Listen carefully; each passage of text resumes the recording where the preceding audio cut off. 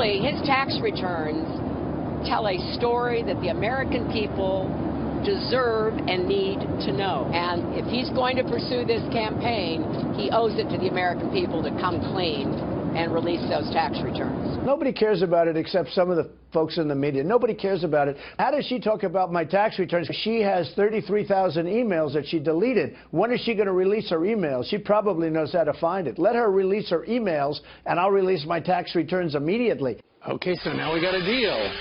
He will release his taxes when she releases those emails. Joining us right now live from his hometown of Indianapolis, we've got the governor of that great state, Mike Pence. Good morning to you, sir. Good morning. Hey, good morning, guys. So what do you think? Do you think Hillary Clinton's going to take Donald Trump up on that? She will release those emails, and then he'll have to release his taxes?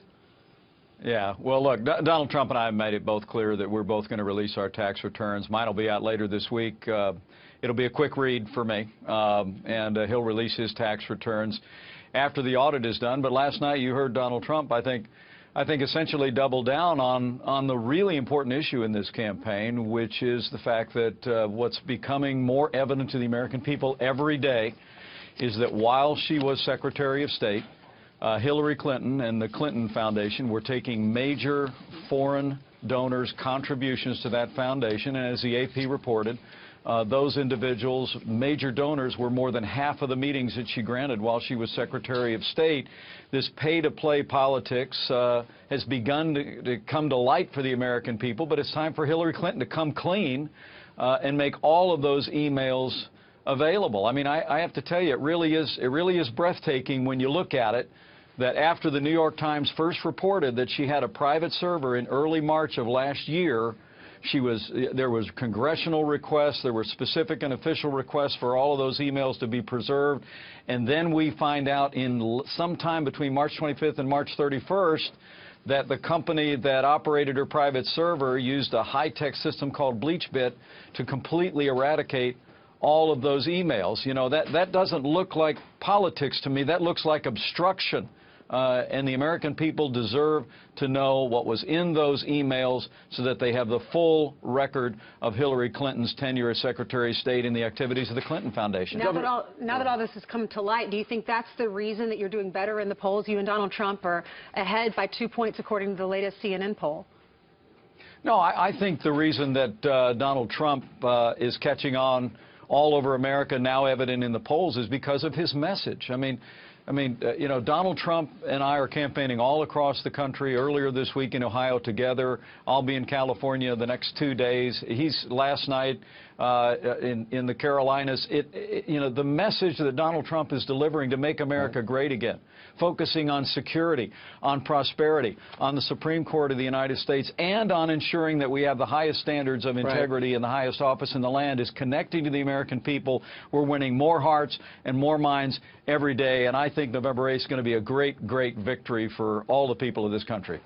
Governor, if you look inside the numbers, and I know you do, if you want to be victorious, you have to be the first to do something Republicans have traditionally maybe taken for granted, and that's win over white, college-educated voters.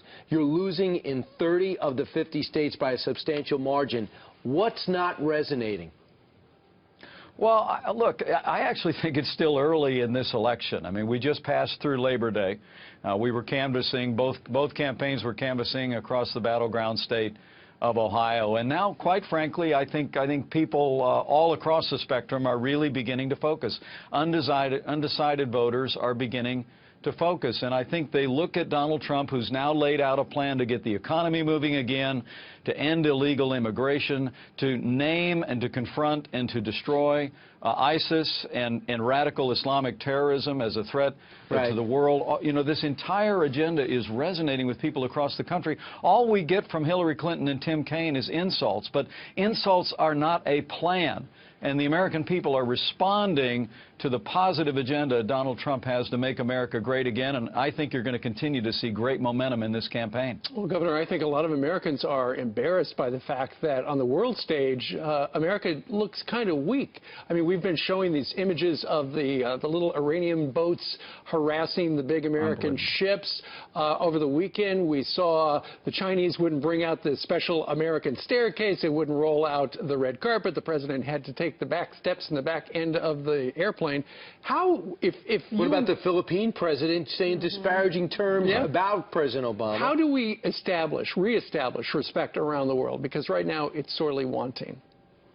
Well, there's no question the last 7.5 years of Barack Obama and Hillary Clinton's leadership on the world stage has weakened America's place in the world, and it's eroded American credibility. The way we restore American credibility is by electing a president who will command the respect of the world. All of those incidents that you talk about just in the past week all demonstrate that whether it be the vulgar diatribe of the president of the Philippines or the unwillingness of people working on the tarmac in China to roll the staircase up to Air Force One, I think they really give evidence of a lack of respect for this president and a lack of respect for this country that is totally unacceptable. Now, Hillary Clinton's comment I saw in the New York Times this morning was that with the refusal to roll the staircase up, Donald Trump's pledge that we would have just shut the door and flown the plane off. She said something like, well, you got to get off the plane and do the work. No, Hillary, what you have to do is command the respect of the world. And Donald Trump made it clear if they weren't going to wheel the staircase up, the plane was going to roll. And I guarantee you 5 minutes after that tower was informed in Beijing that we were going to roll, I guarantee you that staircase would have been rolled up to Air Force One and the president would have been able to walk off with dignity. There's no G20 without America. Now, Governor, Hillary Clinton was on her plane. We've seen this over the last few days. And one of the reporters who was in the back had an orange and wrote in a black Sharpie, who would you rather have dinner with, Donald Trump or Putin? You can see it there. Rolled the orange down the aisle of the plane up to Hillary Clinton, and she rolled it back, and she circled Putin. So it doesn't look like you guys are going to have dinner with her anytime soon. She'd rather have dinner with Putin. Well, it's, this is, I mean, look, the orange got rolled on my plane as well, and we had a little fun with it. What did you circle? It did? Yeah, what did you circle? Well, yeah, they actually asked me what my favorite song from Sixpence None the Richer was, and I said it was Holiday for Two, but you know, this is a little bit of stress relief for everybody. But look, I mean, quite honest, I think the Clinton campaign actually is clarifying the orange now and saying they misunderstood the question. I mean, look, you know, Donald Trump showed in Mexico City, even with a president in Mexico with whom he has strong differences of opinion, he's going to be the kind of president that can sit down with anybody. Hillary Clinton says she can't even agree to sit down for dinner with Donald Trump. I just got to tell you, the American people know Donald Trump is going to be the kind of leader that's going to be able to work with leaders across this country and across the world. Putin is the new orange, apparently. Real quick, Governor. One of the seemed to be one of the never-Trumpers who was a very big critic of Donald Trump has decided to support, and he says, I'm voting for Mark Levin. What does that mean?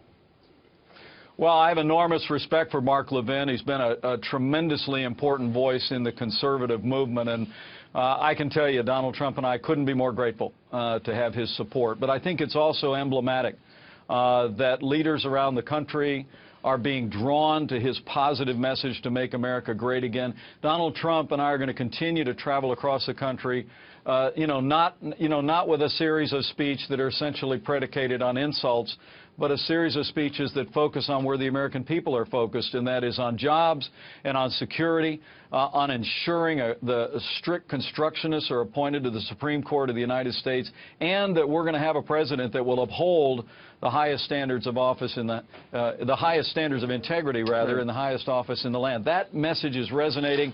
We're tremendously grateful for Mark Levin's support, even more grateful for the people across the country who are coming out to these rallies, and more people recognize that when we elect Donald Trump, we'll make America great again. Okay, well, you got a busy day. We thank you very much for stopping by. Not far from the governor's residence there in Indianapolis. Mike Pence. Thank you, Governor. Thank you, Governor.